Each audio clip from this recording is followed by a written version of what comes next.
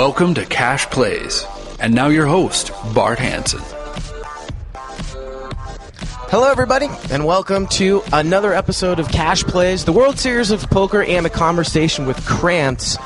Funny enough, I'm joined by a very special guest in the beginning. You have to hold that mic up to your mouth. Okay. This isn't professional. It's not like Poker Road Radio where we've got cans and all that stuff. Gavin, what's going on, buddy? Not much, man. I was just down here watching the final table. My buddy Chris Bell just came 6th place, unfortunately. Got 2 outed. First he 3 outed Nanad, then he got 2 outed back, so sucked. It sucked. You played the 10,000 yesterday. I did. I played sort of a little bit of the 10,000. I played like 4 hours of that. 4 hours of that? What about this 1,500 here? I played less than 4. I played like 2 hours of that. Yeah. So I've had about 6 hours of poker, and now we're just hanging at the pool out here and having some fun, and then we'll get back to work tomorrow for the 5K mixed event. And what's the deal with Antonius now? He's getting signed by Full Tilt, right? It looks like it, yeah. Apparently, like a half hour before the final table, they came to a meeting of the minds, and Patrick's the newest member of Team Full Tilt. Wow, that's great. And Poker Road Radio is going to be streamed on World Series of Poker every day, right? Absolutely. We are going live from 11 to 12, Monday through Friday. I'm only going to do Monday through Thursday. But maybe I'll be sitting in for one of those days, too, instead of court. We'll see. There you go. I think we should mix it up and put a lot of people in there. Yeah, that'd be fun. Absolutely. You got your buddy Bobo here. Big fan of Bobo from Canada and from Who Fox isn't? Woods, Who right? isn't a fan of Bobos? Right. So, are you going to play any cash? This is Cash Plays. What are you up to, huh? I'm not going to play a ton of cash, but I will play. I played a little bit on Full Tilt yesterday. Yeah. I actually went on a sick heater.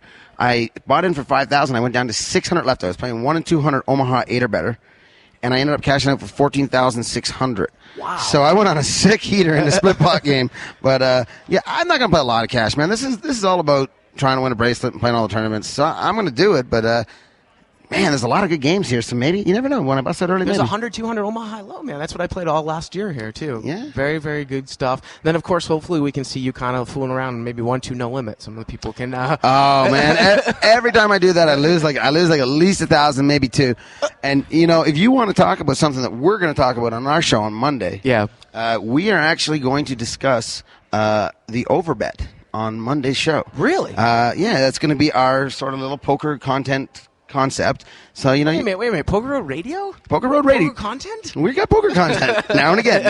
But we're going to throw a little in there, and we're going to talk about the overbet. So if you want to try to like jump the gun on us and discuss it with your boys first, on you go. Well, the beauty of this, though, unfortunately, is the Cash Plays is going up on Tuesday. So by the time people listen to this, it's already gone up. Yeah, you're still kind of in the little leagues. We're in the majors. We go live. You go tape delay, but that's fine. Hey, next week we're going to have this entire thing set up. I'm not going to be doing it from this recorder. We're going to have all the mics set up. So maybe you can join us a little bit next week, too. Absolutely. Love to, man. So thanks a lot, Gavin, all right, for stopping by. Peace. Gavin Smith is always jovial self. He kind of stopped by here a little bit randomly. He's like, I want to be on Cash Plays. I was like, all right, come on. Intro the show with me. We got a great show for you this week. Jay Krantz, the biggest no-limit winner on Full Tilt from last year, coming on for a long conversation. As always, you can email me at cashplays@pokerroad.com. Send in a voicemail, 877-836-ROAD.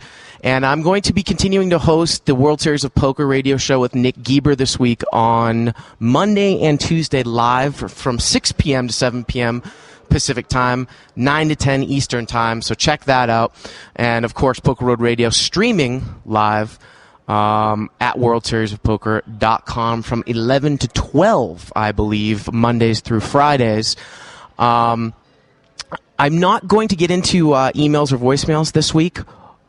Just because my conversation with Krantz went so long and want to keep the show to an acceptable length. But next week, why don't you stop on by, I believe on Sunday afternoon around 3 p.m., I'm going to be doing the show from the Poker Road booth, which is across the way from tournament registration. So come check it out, check me out, come over and say hi. And... we'll talk some cash game poker, I promise you, next week. I played in the $1,500 no-limit event yesterday. It's interesting how, that's the event that I final tabled last year. And, I thought it was great value last year. But, of course, this year I think, I was out in level 2, so I think it's, a short chip, ridiculous tournament. And just, when you're on the other side of these tournaments, it's just a total opposite feeling from, what you end up feeling when you're successful. But had a couple of hands go down and basically lost. Kind of standard play, level 2. I was up to about 3,400 in chips. 100, 200 blinds. Guy limps in under the gun. Button makes it 350. Small blind calls, so there's 800 in dead money out there. I've got ace-king suited in the big blind. It's a standard squeeze spot. Bump it up to 1,100. He thinks for a second, and he ships the rest of his money in, and he's got 10s, and I've got ace-king. I lose that one, and then I lose king-queen against pocket 9s, and that was it. Next for me is on Monday, the 1,500 pot limit, so hopefully I can do well. The interesting thing about these short stack tournaments is that because I went through all the stages last year, I think it has a lot to do with survival, because when you're at the end, when you're at the last 20 or 30, chip accumulation actually doesn't mean that much in the sense that everyone only has one move anyways at the end. The problem is that you actually have to double up by level 3 or level 4. You have to almost win your first hand. So unfortunately for me, that didn't happen. I played some 10 and a quarter no limit at the Rio. The game wasn't really that great. Played a little 5-10 uncapped at the Win. I think I'm going to go check out the Venetian, and I'm going to play some more this afternoon.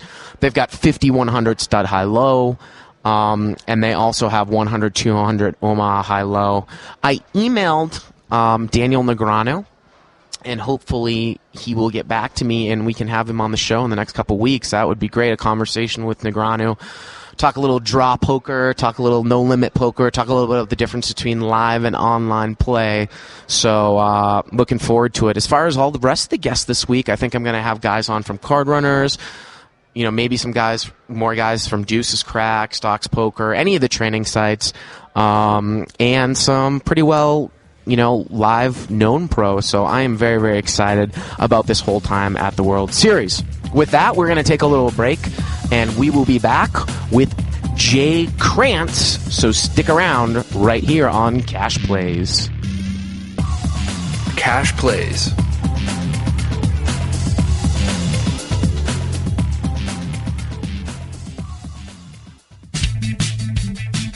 Scott Huff here from Two Jacks in the Hole. And Joe Stapleton, also present and accounted for. Joe, I have some bad news. I am leaving the USA. That's actually very good news, Scott, because outside the U.S. is the only place you can play on Titan Poker. Actually, I heard about that, Joe. PokerRoad.com and Titan Poker have teamed up to bring you an exclusive $10,000 package to the World Series of Poker. Yeah, it's actually a pretty ridiculous package. You get 5 nights in Vegas, flights to and from whatever country you win it from, appear as a special guest in a Poker Road program, get picked up at the airport in a limo. That's my favorite part. But Scott, I know your favorite part is you get a coaching lesson from Joe Seabach, dinner with him and the Poker Road crew, and let's not forget the fact that you get a $1,500 buy-in to a bracelet event, No Limit Hold'em number 53. It's easy to sign up. All you have to do is download and install Titan Poker. Use bonus code POKERROAD, one word. Deposit at least $50 to your Titan Poker account, and then earn the most points between now and June 20th, and you get that $10,000 package to the World Series of Poker. And remember, guys, this contest is only eligible for non-U.S. residents, so make sure you sign up with bonus code POKERROAD. You can't afford not to. Cash Plays. Welcome back, everybody, to Cash Plays. First episode from the World Series of Poker. And a conversation with Krantz. And Jay, thanks a lot for coming on the show.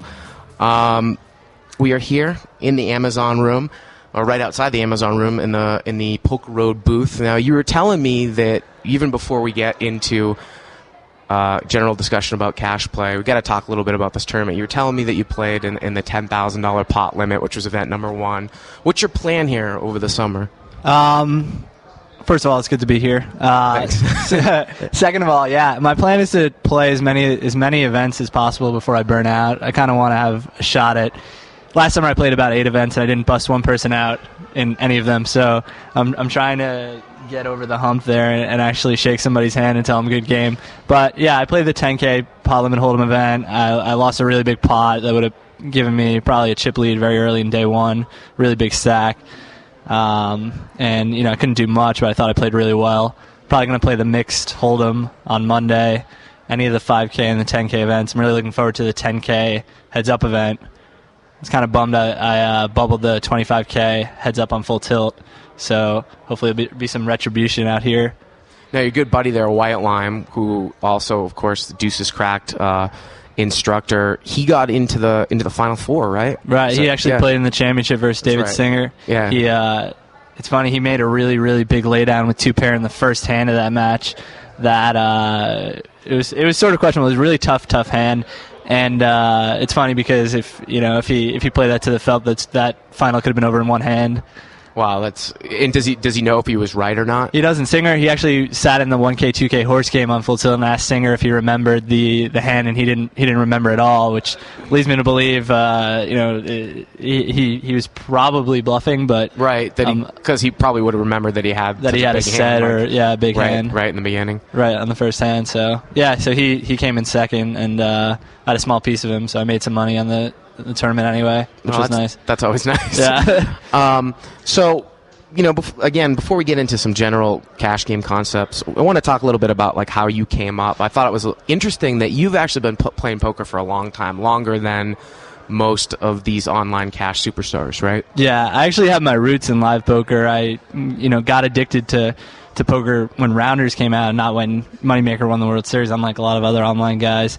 I played in a lot of live games. I used to sneak into the Taj in Atlantic City underage. When I was like 16, I would grow a beard, what would pass for a beard, or what I would think was a beard, and, when I was 16, in like a week, and in anticipation of going.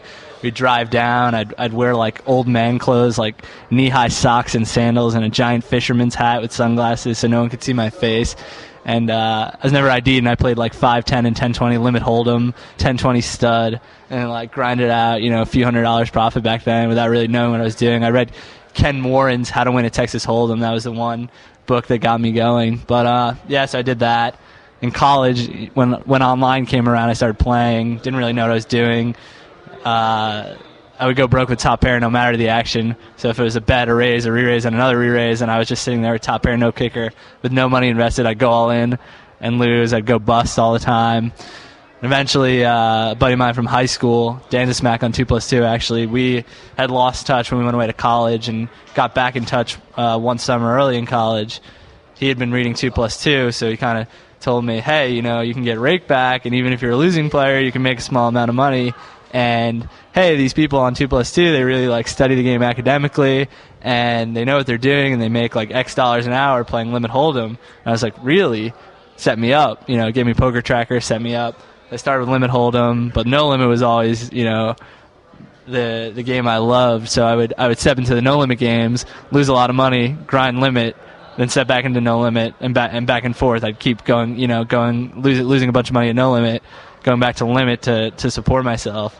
Eventually, I kind of caught the hang of it, started posting on 2+2, started doing some coaching, which actually improved my game a lot, talking through those subconscious, the thought process, talking through the things that are often subconscious and intuitive, really asking yourself why you're doing what you're doing, really helped my game. And then, so I shot through the stakes at Party Poker after the UIGEA.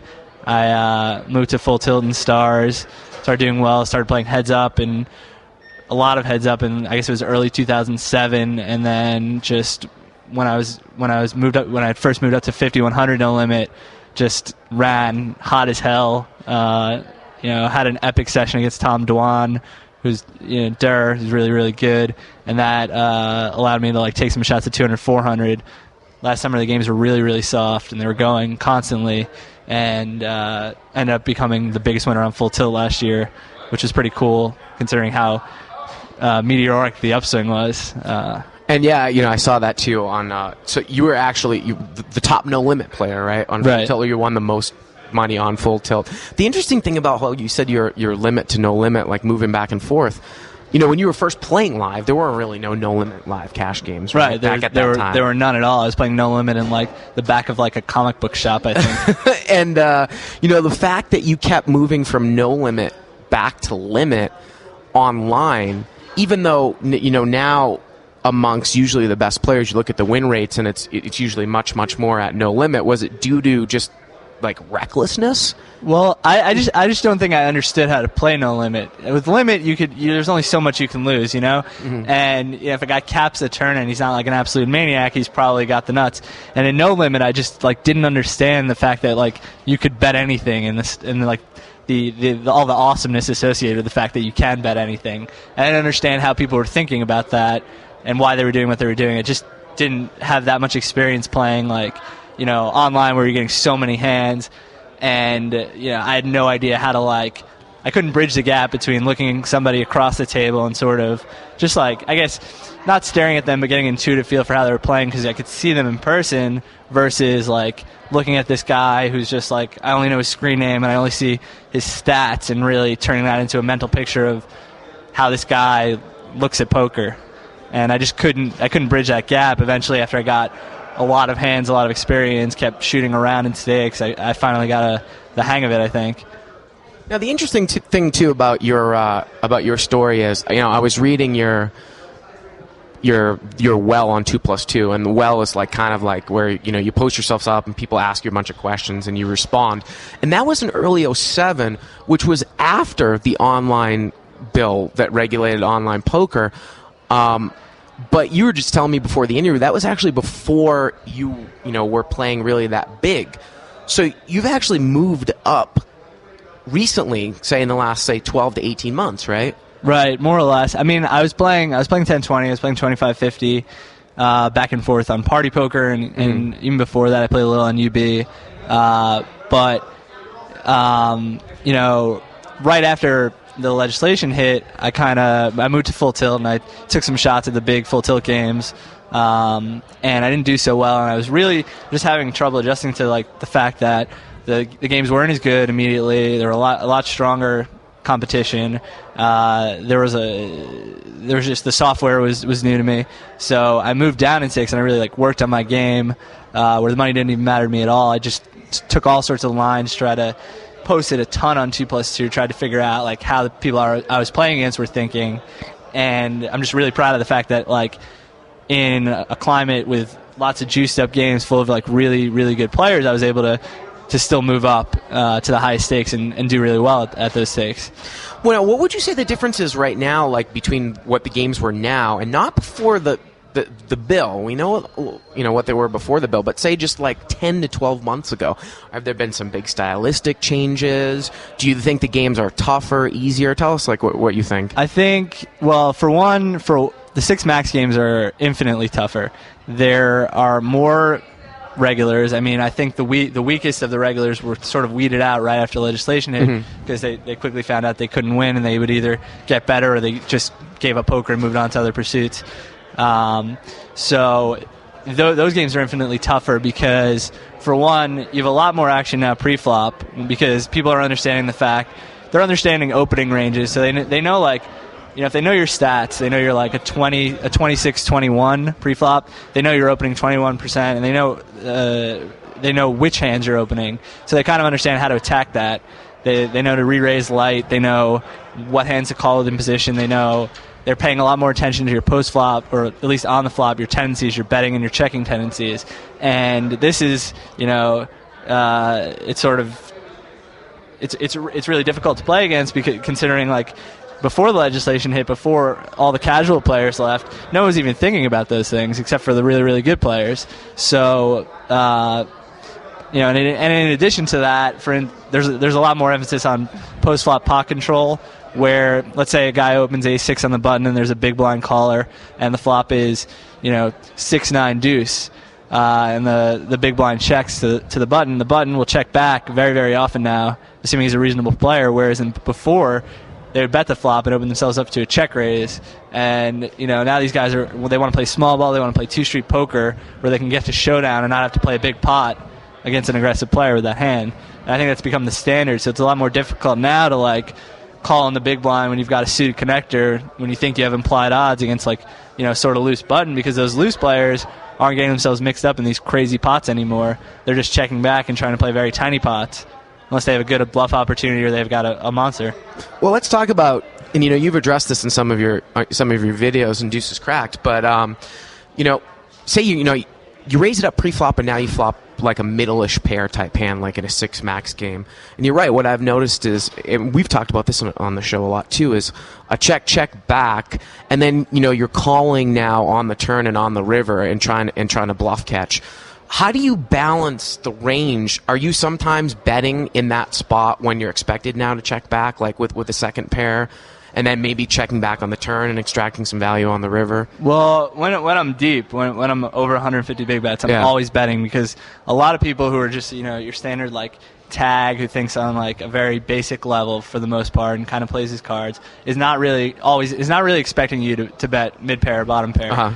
And you've got the stack size as such where like you can either turn that hand into a bluff if you get a good turn in a river, or if you do improve to hit like trips or two pair, and the board texture is somewhat drawy, or like they it doesn't even have to be that drawy. They can put you on one missed draw and think that like, well, you have to have an overpair or a draw, or since you're so aggressive, your bluffing frequency is really high. You can get paid off there very, very often.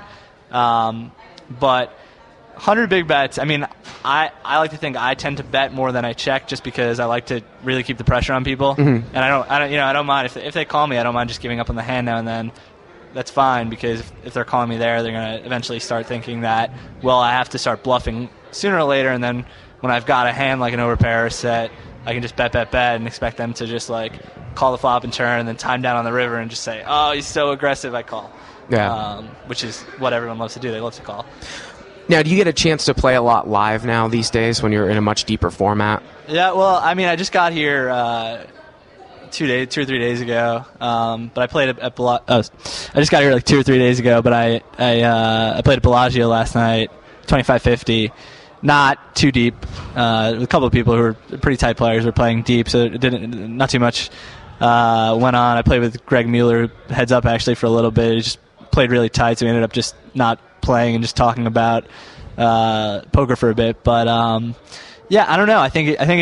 I'm looking forward to playing in some big deep stack games, because I feel like that's one of the last challenges for me, is to figure out, sort of navigate that landscape and figure out how to play really, really deep. And well, let's talk about that, because it's interesting when you're playing really deep. We had Smolius on the show a few months back. He plays Punkity on Poker Stars, and he was talking about how these guys online, if they're playing 400 or 500 big blinds deep, they really don't have any business playing that deep if they can't fold certain hands, like sometimes sets and stuff like that.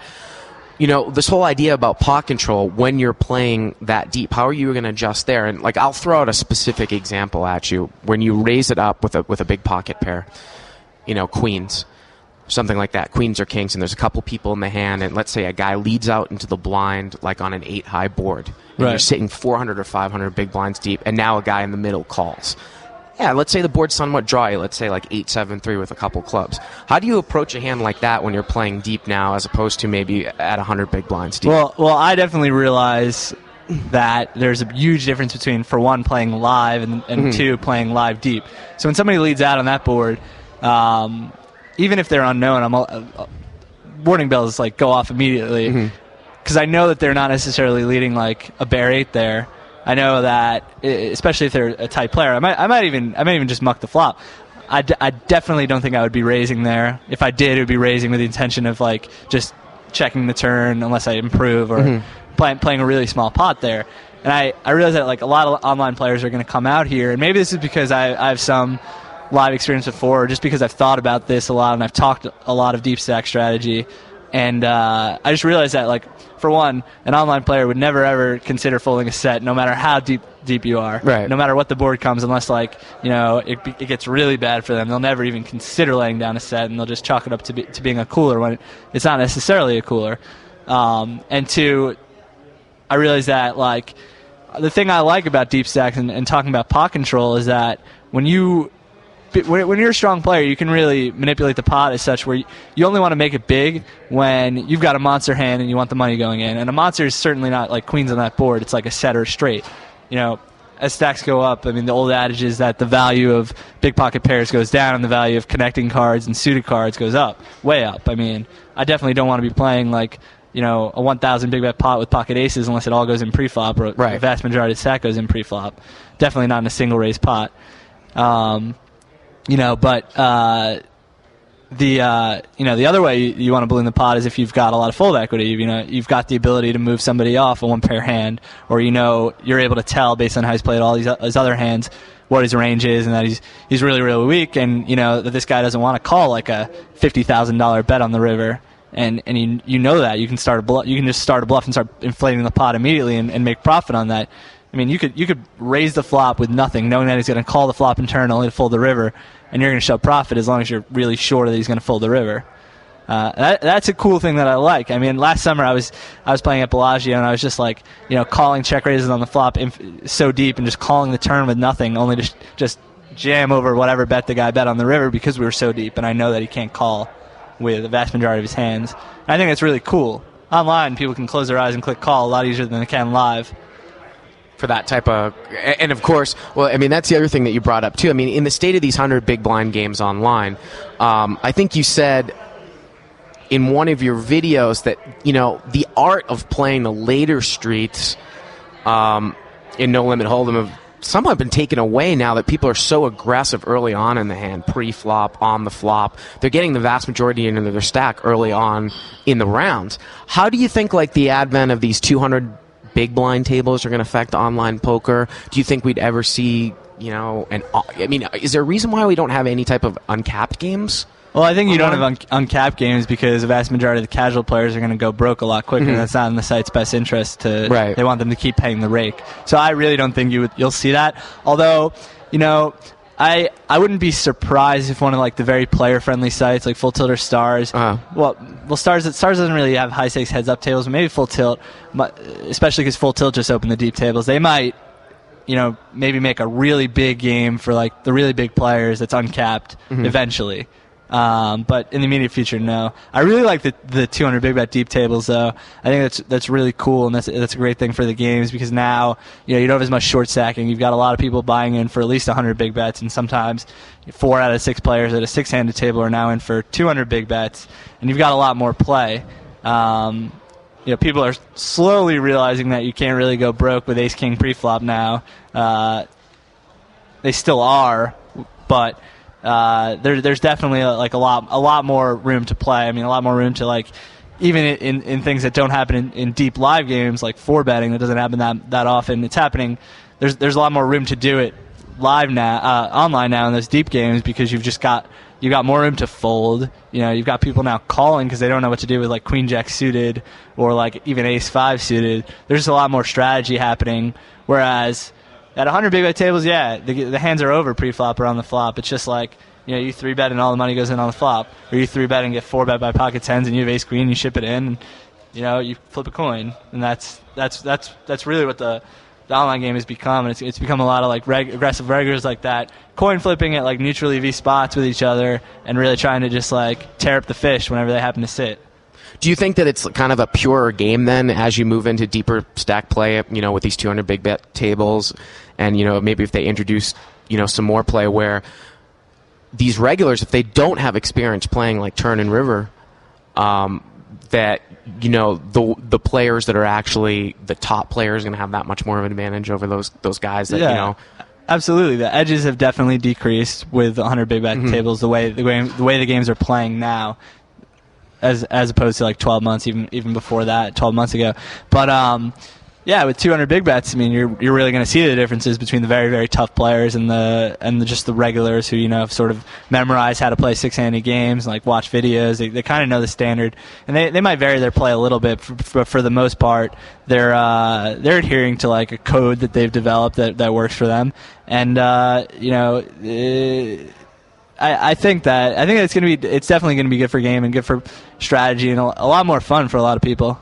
Let's talk about specific types of hands that are 3-betting. And again, I'm going to go back to the conversation that we had with Simoleus a few months ago when he talked about how he didn't really like the aggressive nature of the way that card runners taught 3-bet suited connectors because those hands play so well stack size to raise size ratio. Like, how do you feel about those types of hands 3-betting, let's say like in a 6 max game? Well, it's all situationally dependent. So like if you're 3-betting a guy who's like playing fit or fold post flop, then I say that by all means like 3-bet them. That's great, especially against a guy like the guy who we talked about who's like checking back middle pair a lot. Right. So you can't take the pot away if you just call and you miss, and you don't have very great implied odds unless he flops something. So then I'd say by all means 3-bet him. bet as much as possible, move him off whatever marginal hand you think you can move him off. If you know that like he's going to play his big hands fast on the flop, when he calls a flop, you're given license to just take the pot away from him if you got a good image. Against players who are like loose players who are defending too much, I mean, you really don't want to be out of position with like 7 high with a good chunk of your stack in, especially when they know that you're 3-betting suited connectors. I often tell like students that I'm coaching, just 3-bet a suited connector like once and get it shown down, and then never do it again, and just 3-bet like the premium hands and big cards, and you will always get paid off because these players will always have it ingrained in their heads that you're 3-betting suited connectors. Right. And when you see bet, he could have nothing, but for the most part, you're really in there with loaded hands. And then against like, the players who are defending too light, you want to be 3-betting with the premium hands and the big cards, because when you hit like, let's say even you 3-bet queen 10, that's much more valuable than a 6-7 suited, because when you hit a queen, that guy's defending a wide range. He's defending 6-7 suited. So the value of top pair, top kicker, you're not even dealing with reverse implied odds anymore. You're just like straight valuing him, especially because he thinks that you're re-raising him really light. So I don't know. I like calling those hands. I used to be able to call them a lot more when people were betting the flop more. But the thing is, you're like out of position with like 7 or 8 high. It's just not too great of a situation. I would even say, against a guy who's checking back a lot of flops, I would just say fold for the most part. Definitely fold if you're in the small blind. Fold or re-raise, and only re-raise against the types of players that you want to that you're able to re-raise against. But against against those other players, just fold and even sometimes pass it in the big blind, because more often than not, you're really leaking. If you look at Poker Tracker and you look at your profits with that hand, I mean, it's a pretty hand, but you're not making money on it. So you're saying that you're seeing that recently that suited connectors have just decreased in overall value, because where you might play them sometimes like in or out of position, when sometimes you just play them on the value of you're just going to take the pot away. Now, in the days where guys are playing so much of a pot control that it's almost becoming not worth it to play them. Yeah. Basically. I mean, for instance, like loose button raises, you call in the big blind with 6-7 suited. You flop a flush draw on like a queen high board, and it gets checked back. Now you want to bet the turn to take it away, but he's never folding. Right, but he's just calling now. Yeah. Right. And if the board improves to make your flush, he might even fold on the river. But if it misses and you bet, he's going to put you on a missed flush draw and call. So it's not going to be a profitable situation. And even if you turn your flush, I mean, you're only going to make 2 streets max. You're not going to be able to balloon the pot because you don't have 3 streets to get money in. So it's definitely decreased the value of those hands. And they're great multi-way hands. They're great for implied odds and deception, but the implied odds are being cut out. What do you think about the way that the games have changed, in the sense that if that villain that you're playing against in that spot, they've adjusted now, I guess, to more aggressive players and playing in that way? Is that like basically a proper way to counter just the overall more aggressive style at those levels? Yeah, I mean, for the most part, people still tilt, right? So people are still going to be getting in there with these hands and jamming all in with gut shots and flush draws and calling it off really light because they think you're bluffing.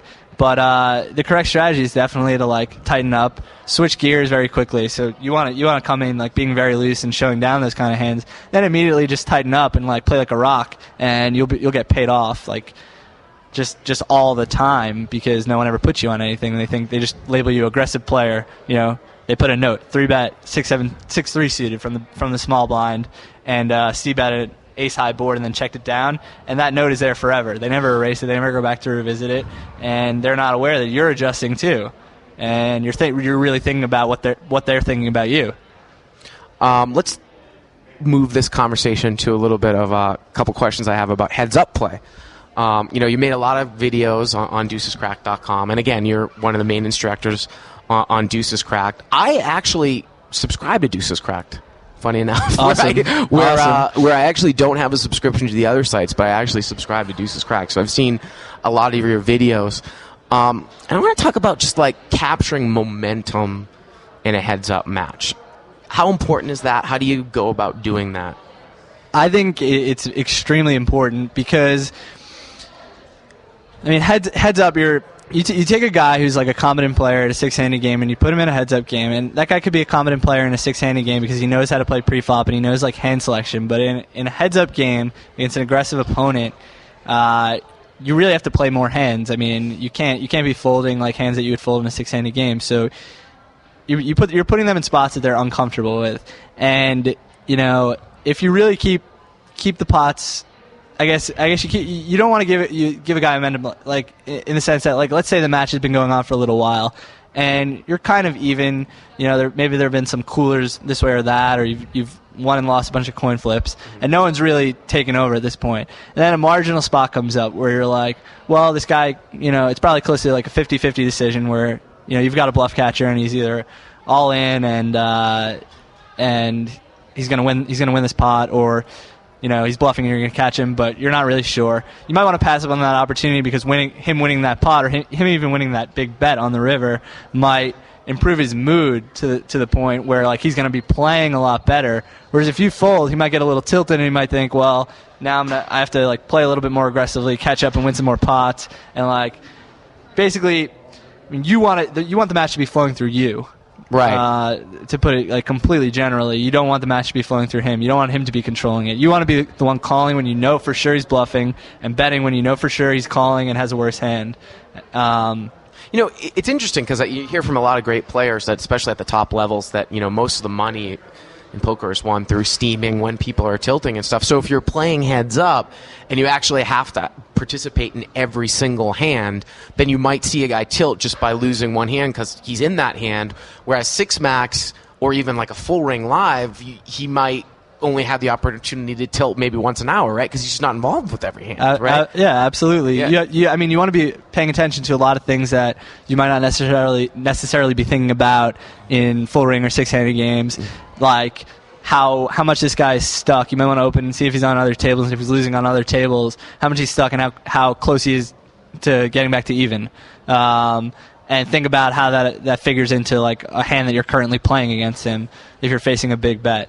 You want to be thinking about, like, if you've showed down bluffs and if that's set up any bluffs by him that might be coming, or any big call downs. You just want to constantly be thinking about, like, basically, like, what this guy eats for breakfast, and how he gets to work every day, and like how he approaches life, and then how that translates to his poker mindset, and then take it from there.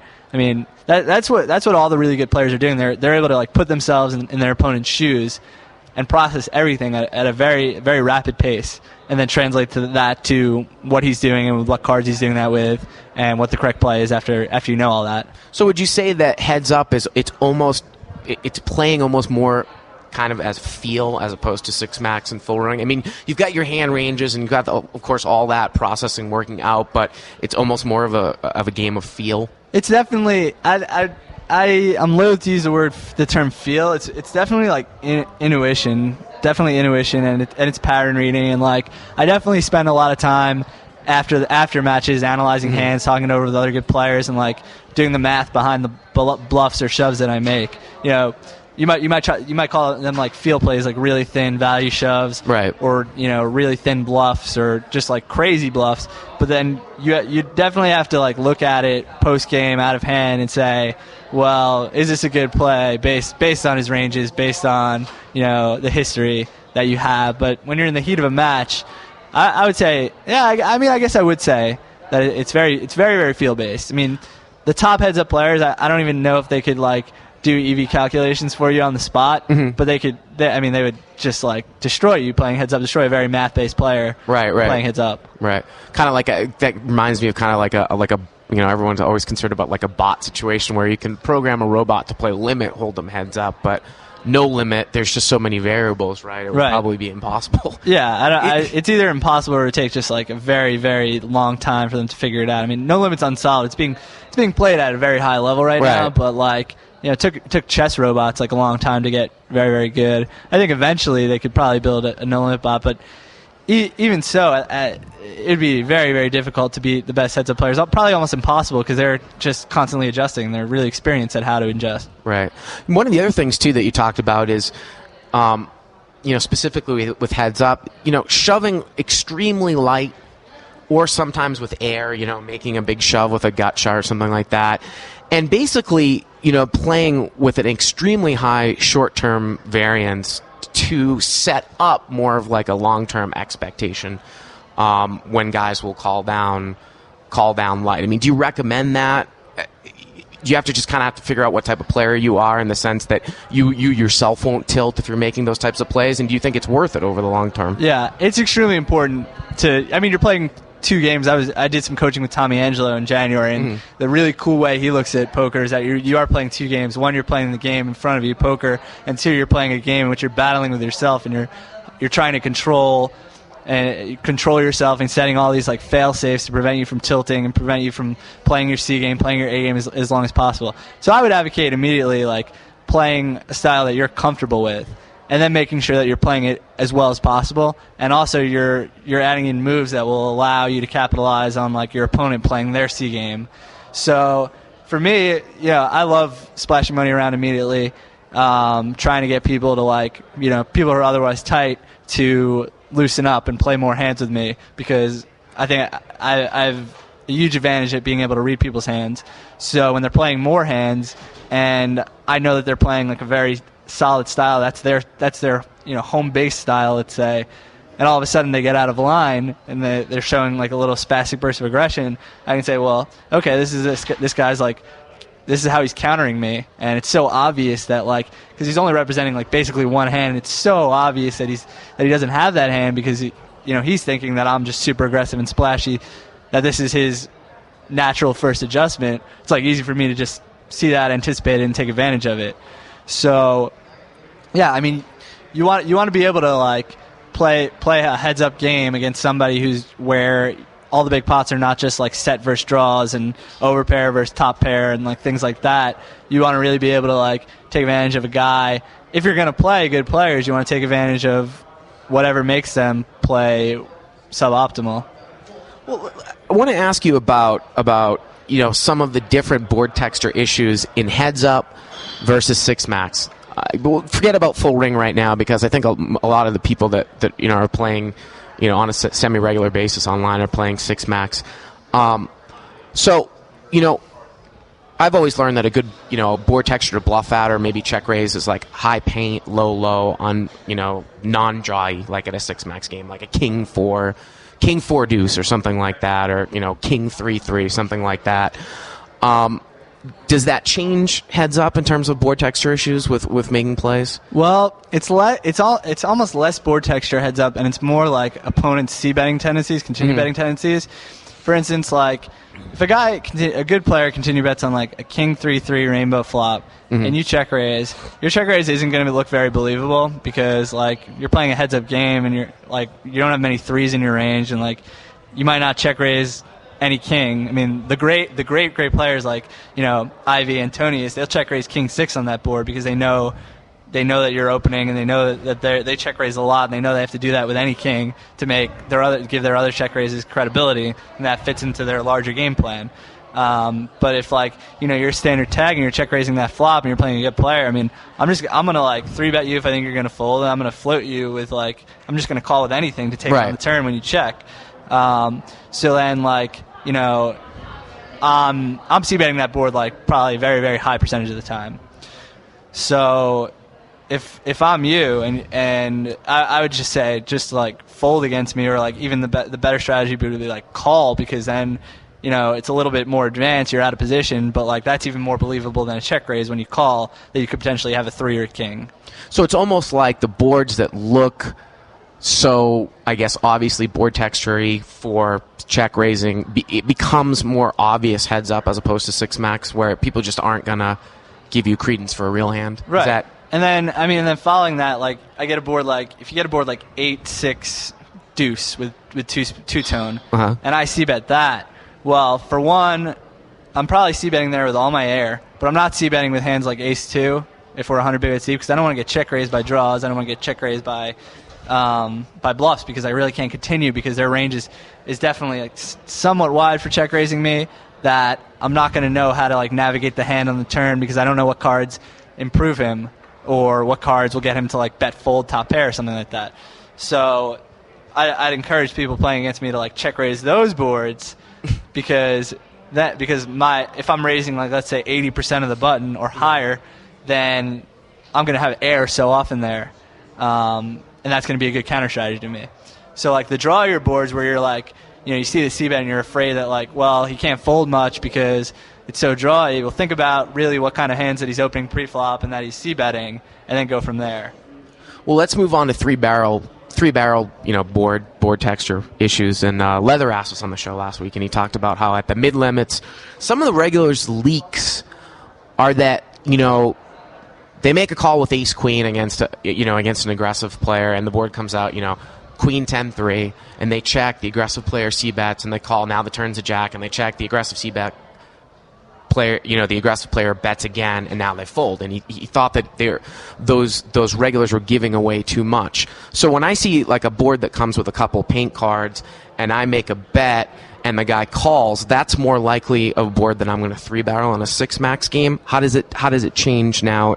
Heads up, in terms of 3-barrel. Heads up, no one's going to fold top pair to you if you're aggressive, especially if like the turn puts up a backdoor straight or flush draw. Mm-hmm. They'll just put you on the draw that missed, or just say you're aggressive and chalk it up to a cooler, or think that you're value betting worse than them, and they'll just call it off. Whereas like, I don't know, I don't necessarily agree with Leatherass in saying that. Like, I really don't think too many players like call ace queen in a 6-max game and then just like check fold the turn there. Mm-hmm. I would think they check call the turn and maybe check fold the river, but even so, they'd still probably check call because they would say their hand is underrepresented because they didn't re-raise pre-flop, and that they have to call for like game theory reasons or balancing reasons. And I think people really leak there by just calling down rather than folding, because like even against the most aggressive players, unless you're just like an absolute maniac, you're gonna know that like when they call the flop and the turn, that they're not folding their hand, because their hand is defined as top pair and they're not prone to folding it. So you really aren't going to be able to move them off that. I would say a better board to like 3-barrel would be like against an opponent who's definitely like in tune with how you're bluffing and how you're how you're bluffing, how you're betting, and like for instance, like you bet like a 6, 7, 9 flop and they call. Their most likely hand is like a pair and a gut shot there, something like that, a 1-pair hand. Now the turn is like a king that puts up a backdoor flush draw, and let's say you've got 10 jack. They check, you bet again, and they call because they don't believe you, because the overcard came. That's a good double barrel bluffing card for most people. Now the river comes like an ace that completes the backdoor flush, and they check again. Now I would say like 3-barrel, because for one, it's going to be a lot more difficult for them to call with like that 1-pair hand on the flop, which they typically have, because now you could have been double barreling a backdoor flush draw, it got there. You could have been double barreling an ace high hand that got there and is now value betting. So it's a lot tougher for them to call. Whereas if you know that like they've got, I would never ever try to take somebody off top pair. And like same thing with mid pair in a heads up game. If, like I said, the board texture sort of was conducive to you multi-barreling, so it puts up that backdoor draw or the draws miss. I'm just very, very hesitant to like put in a 3-barrel, because most people, at least against me, they just think that I'm just so crazy and aggressive that I'm always going to be bluffing in that spot, and they don't really think on a more complicated level about like what I'm thinking about them. And what I'm really thinking about them is like, wow, they've got their mouse hovered over the call button and they're like going to snap call me, so I'm just going to give up on the bluff opportunity. But if you got a tighter player, I would say like, man, like go to town, like 3-barrel bluffing, because people are playing too loose out of position, and against players capable of making folds, they're going to fold to you because you've got a good image.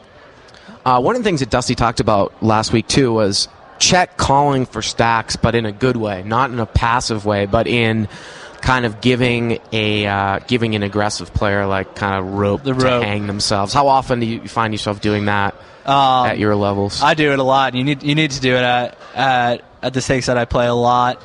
I was playing 200, 400 a couple of months ago, and the hand came up against J-Man, and J-Man, Phil Galfond, is like absolutely phenomenal player, and he's very, very smart, and he's very in tune with like how to balance your play to give players rope to like bluff you off what looks like a marginal hand. So it came up where I raised pocket twos, and there was a call, and he called in the big blind, and the flop was Jack 3-2 with a flush draw, and he check called, and the turn was a blank completing the flush, and he check raised me small. and enough where like I know that he's certainly capable of like, possibly having a flush there, and he knows. I think the turn brought an overcard and completed the flush. So it was like a king, and it was a really tough spot, but it was a spot where I actually thought about laying down a set to him, but I had pot odds to call for a boat anyway. But the river gave me quads, and he jammed, and I called, and he actually had pocket threes. So it was a complete cooler setup hand. But I was like, wow, okay, he slow played a set to give me room to like barrel him. Right. And I think that's really important against thinking players. I played a hand in a video where an under the gun razor opened, and I just called in the big blind with pocket tens, and the flop was 10 deuce 3 rainbow. And I said, well, most players will check raise here, which is incorrect, because you'll stack an overpair, but you'll likely stack that overpair anyway because they'll keep betting. And against hands that have overcard outs that you want to improve, you want them to continue firing or to pick up a card that they'll sort of value time themselves on. So I called, and the turn was a queen, and I check raised the turn now, and the guy folded, but like at least I got one more bet out of him. Right. With overcards, my hand looks like I've got a pocket pair, and he thinks he can get me to fold it because he's representing a strong hand. And I think a lot of players aren't really in tune with the kinds of opponents they need to mix up their play like that against. Against weak players, you never ever need to slow play unless they're like absolutely crazy and you want to let them bluff. But against like very tricky, creative, intelligent people who are like analyzing your hand for what it is and it looks like a weak hand, you want to really process it all quickly and let them hang themselves. Well, it looks like these guys are going on break here, but there's a couple other things that I want to ask you too. I mean, taking that example though, let's move it up to 200 big blinds deep, and then let's also talk about if you were playing live 400 or 500 big blinds deep. You flop a set against another deep stack there. Obviously, the 100 big blinds deep, you're just giving themselves rope to hang themselves because you think that the guy's going to stack off with an overpair anyways. Right. When you're really deep live, I would think that a case would be made that you'd want to build up a pot at some point, possibly early on in the hand. What about in the middle, though, at 200 big blinds deep? Well, yeah. I mean, it's interesting that you bring that up because I actually played a hand that's relevant last night at 2550 at Bellagio. But you want to consider that yes, you need to get the money. You need to get a lot of money in the pot early on in order to build up big bets on later streets. But you also want to be aware that you don't necessarily have to go for the home run. You don't have to go for the stack every time in these deep games because it's often going to be impossible to stack an intelligent thinking player who's capable of making folds when you try to balloon the pot really early. So you want to balance that. Against a player who can't fold, by all means, go ahead and balloon the pot on the flop and get it all in as quickly as possible. But against people who can, last night I played a hand where we're 5-handed and it was a regular Bellagio. I'm not sure his name, but he opened under the gun, folded to me in the big blind, and I called with Jack Queen off. And the flop was Ace King 10 with 2 diamonds, and I just check called. And the turn was a offsuit 5, and I checked intending to check raise the turn to try and build the pot up then rather than on the flop. And he checked back, and the river was an ace, and I check raised the river, and he paid me off with Ace Queen. Now, if I check raised the flop, he definitely would have folded Ace Queen on some street. But given the fact that my line was a little bit different and I inflated the pot on later streets, I was able to get maximum value, I think. And that's an interesting, I've been thinking about this line too, and critique this line. And I haven't really played a hand in this manner, but I was thinking about this. But when you've got live players that play pot control of top pair, best kicker, in a spot where they think they're way behind on the turn, so they're checking it. They raise it up with Ace King, and the board comes out, King 4 6, and then you check to them. You're playing deep, and they bet, and you call, but you flop the set. You check to them again on the turn, and they check back. What do you think about check raising the river when they value bet Ace King there, or aces, or King Queen? I would 150% always be check raising that river, and really? I would check raise it huge because at that point they know, most players are going to say, well, for one, I've got aces or I've got Ace King, but also it looks like my hand is weak because I checked the turn. So that I mean that's what you want to do. You want to balloon the pot as big as possible, and to do that you need a bet to like springboard off and raise big. You can't just like bet 8,000 on the river or something like that. You need a $2,000 bet so you can raise 6,000 on top. Right. And I would definitely be using that line like constantly. And that's what I would do if I ever like flop a flush and decide to like slow play it by check calling, or flop a set and decide to do it by check calling. I will always try to either check raise a turn. If I miss, I'll try to check raise the river. And if I miss a check raise, let's say I miss a check on the flop, right? I flopped a set, turn goes check too. I'll often try to check the river again, because like, what do I care making one bet? I want to like build the pot and win as big a pot as possible. And if I think there's any chance he's going to value bet the river and then put me on a bluff and call it off, like call off to a bet, I'll go for that. I guess maybe what I struggle with that type of line on the river is that, I mean, I play typically live, and it's usually at the 10-20 at Commerce, where it's kind of loose passive, but it's kind of also kind of weak, where guys aren't really building huge pots up. I guess what I'm concerned about with that line at the end is that if I check to them and they bet king, queen, or ace, king, or aces for value, and I check raise them, that they're not going to call that check raise. And if I check to them, and if they have queens or jacks, they're just going to check behind. But if I always bet that river, I can sometimes get a call from queens or jacks. Instead of having them check behind, they may put me on some sort of missed straight draw. So it's almost like I think to myself, well, I can come out and bet pot on the river and kind of name a price that they're going to call. Or if I check to them and they bet 3/4 pot and I check raise and they just fold. Well, I would say to you then go back then. Go ahead. Keep going. Okay, then I would say then that your flop play is wrong. I would go back to the flop and say, well, if these guys are going to be controlling the pot with king, queen, or ace, king, then you need to start building the pot yourself. Check raise them on the flop. They're definitely not folding, especially at Commerce. They're not folding to a turn bet. They're not folding to a river bet. They're just calling you down. So just make the money then, rather than getting tricky. Like, there's no need to get tricky unless you have a reason to, unless you think that they'll continue bluffing when you call, or unless you think that that's going to be the best way to get the money in later.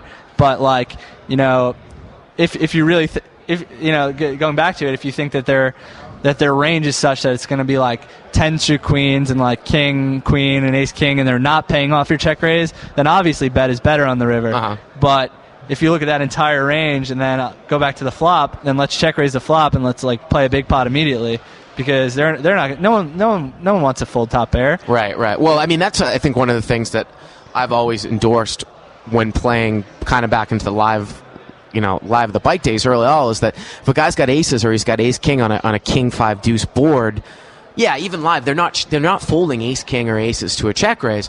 But I guess my concern is slow playing to later streets is that, it's 2 additional cards that they can't beat, and if they only have 1 pair on the river, it gives them more of an opportunity to fold on a later street. Right. I agree. Yeah. I agree. And the way they think about it is differently, because they'll see those cards and they'll think that maybe they improved your hand. Whereas if you check raise the flop, they'll just be looking at the flop and they'll say, wow, this kid is like, maybe he's aggressive, and maybe he's like putting in a lot of money pre-flop, which, to good players' credit, well, they're doing that to cultivate that aggressive image, but they're not putting in a lot of big money unless they have a good reason to. So they'll look at that and they'll say, okay, he only have a set, or he could be bluffing, and because he's aggressive, like, let's call him down. Let's find every reason that I can possibly think of to call him down, and I'm going to call him down. And that's what they're going to do. So I would just be like building that pot immediately rather than looking for reasons to get tricky. You want to have a reason to get tricky, like, this guy's going to bluff, or you want to give him room to improve, or how he's going to, this guy can like play later streets aggressively, but like, without that reason, just like play at ABC, check raise the flop. If he folds, well, he folds. He didn't really have a big hand. Right.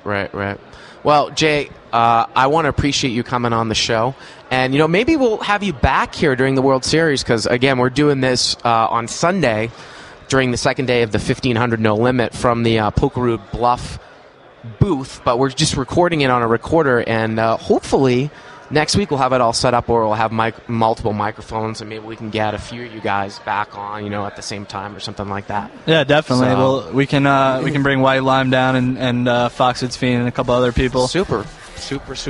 Well, thanks a lot for coming on, being the first guy from Deuces Cracked. Yeah, it's been fun. I appreciate it, and thank you all for joining us. We will be back next week with a new episode, so stick around. Thanks a lot.